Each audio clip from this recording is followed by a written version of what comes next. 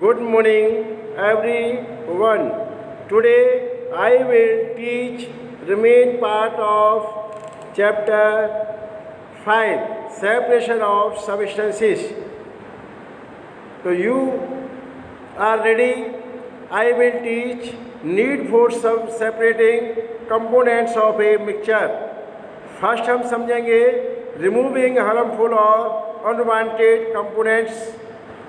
इसकी आवश्यकता में क्यों होती है? जो हमारे अनवांटेज जो अननेसेसरी सब्सटेंस होते हैं या हार्मफुल हानिकारक सब्सटेंस होते हैं उसको कैसे अलग किया जाता है तो उसके बारे में हम समझेंगे।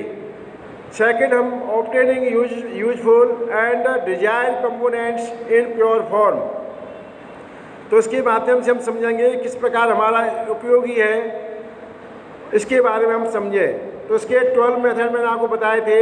मेथड्स ऑफ सेपरेशन आर: पहला threshing, second blowing, third hand picking, fourth sieving, fifth magnetic separating, number 6 floating and sinking method, number 7 sedimentation and decantation, number 8 loading, number 9 filtration, number 10 separation to immiscible liquids, 11 churning to separate cream from milk, और next sublimation.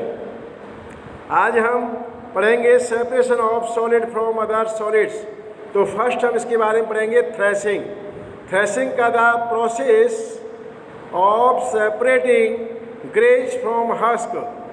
जैसे आपने देखा होगा wheat plant को, जो wheat होता है plant में इंक्लूड रहता है, जब इसको हम अलग करते हैं तो थ्रेशर आप जानते होंगे ये क्या है, हमारे मॉडर्न एपिटस हैं जो आपने देखा होगा, ट्रैक्टर नाम सुना होगा, ट्रैक्टर से ये चलाया जाता है जिसमें क्या होता है हस्क को और ग्रेन्स को अलग किया जाता है, इसको हम थ्रेशिंग कहते हैं।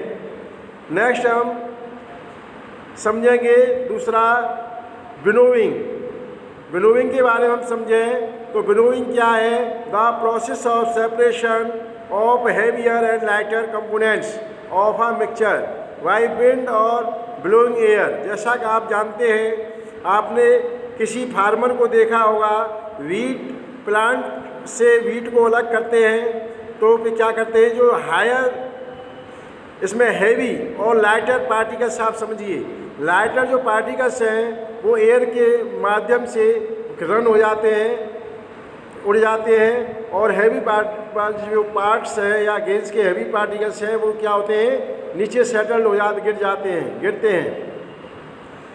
नेक्स्ट हम चलेंगे हैंड पिकिंग पर। हैंड पिकिंग की मतलब हम समझेंगे, आप जानते हैं कि जब हम स्टोन, मान देखिए एग्जाम्पल के रूप में हम समझेंगे, सपोज करिए कि आपने क्या लिया, राइस लिया, और राइस में small pieces of stone mix कर दिया।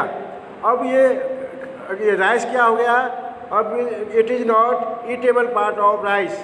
अब ये राइस का जो खाने योग्य पार्ट नहीं है। फिर हमने क्या किया, जो स्टोन के पार्टिकल्स थे हमने हाथ से पकड़कर पिक किए और इसको अलग कर दिया। तो the process by which undesirable components are just picked up by the hand, और मैंने बताया था इसे एग्जाम्पल के रूप में, आप समझ पाएंगे।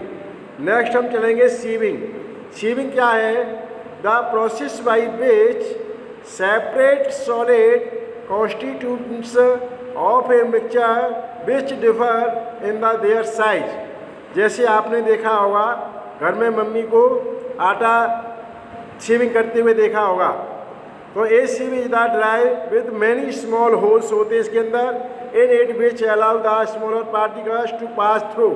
जैसा कि आप जानते हैं, चलनी जानते होंगे, आपने जो चाय हम तैयार करते हैं उसमें देखा होगा, और मम्मी ने आटा को छानते हुए देखा होगा, तो आपने देखा होगा इसमें होल्स होते हैं, और होल्स से क्या होता है, स्मॉल पार्टिकल्स नीचे आ जाते हैं, और जो सॉलिड पार्टिकल्स होते हैं, बड़े पार्टिकल्स होते हैं, वो ऊपर रहते हैं। नेक्स्ट हम समझेंगे मैग्नेटिक सेपरेशन।